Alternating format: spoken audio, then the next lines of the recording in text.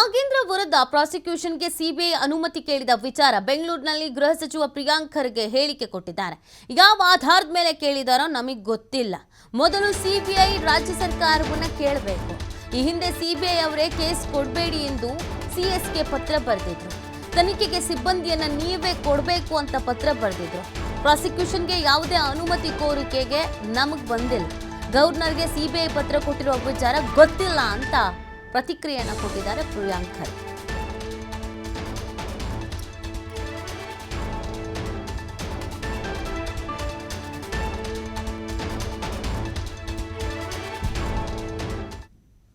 ಯಾವ ಆಧಾರದ ಮೇಲೆ ಕೇಳಿದರೆ ನಮಗಂತೂ ಯಾವುದೂ ಮಾಹಿತಿ ಇಲ್ಲ.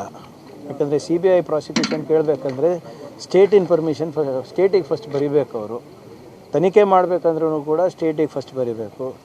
ನಾನು ಪದೇ ಪದೇ ತಮ್ಮ ಮುಖಾಂತರ ತಿಳಿಸ್ಲಿಕ್ಕೆ ನಾನು ಬಯಸ್ತಾ ಇದ್ದೀನಿ. CBI ಅವರೇ ಖುದ್ದಾಗಿ ಹಿಂದಿನ ಚೀಫ್ ಸೆಕ್ರೆಟರಿ ಆದಂಥ ರಜನೀಶ್ ಗೋಯಲ್ ಅವರಿಗೆ ಪತ್ರ ಬರೆದಿದ್ದರು. ದಯವಿಟ್ಟು ಯಾವುದೇ ಕೇಸು ನಮಗೆ ಹೋಗಬೇಡಿ, ಅಕಸ್ಮಾತ್ ಕೊಟ್ಟರೆ ಎಲ್ಲ ಸಿಬ್ಬಂದಿಗಳು ಕೂಡ ಇನ್ಕ್ಲೂಡಿಂಗ್ ಇನ್ವೆಸ್ಟಿಗೇಷನ್ ಆಫೀಸರ್ಸು ನೀವೇ ಕೊಡಬೇಕಾಗುತ್ತೆ ಅಂತ ಹೇಳಿದ್ರು. ಅಂದರೆ ನಾವು ಇನ್ವೆಸ್ಟಿಗೇಷನ್ ಆಫೀಸರ್ಸು ನಾವೇ ಕೊಡಬೇಕು ಅಂದರೆ ನಾವೇ ಮಾಡ್ದಂಗಲ್ವ ತನಿಖೆ. ಬಟ್ ಎನಿವೆ, ನಾವು ಹಿಂದೆ ಒಂದು ಕಾನೂನು ತಂದಿದ್ದೀವಿ. CBI ಅವರು ಏನೇ ತನಿಖೆ ಮಾಡಬೇಕಂದ್ರೂ ಅಥವಾ ಪ್ರಾಸಿಕ್ಯೂಷನ್ ಮಾಡಬೇಕಂದ್ರೂ ನಮ್ಮ ಹತ್ರ ಒಂದು ಅನುಮತಿ ಕೇಳಬೇಕು ಅಥವಾ ನಮ್ಮ ಅಭಿಪ್ರಾಯ ಕೇಳಬೇಕು ಅಂತ. ಅಂಥದ್ದು ಯಾವುದೂ ಬಂದಿಲ್ಲ ಅಂತ ನಾನು ಭಾವಿಸ್ತಾ ಇದ್ದೀನಿ.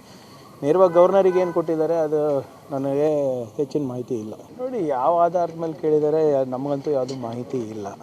ಯಾಕಂದರೆ CBI ಪ್ರಾಸಿಕ್ಯೂಷನ್ ಕೇಳಬೇಕಂದ್ರೆ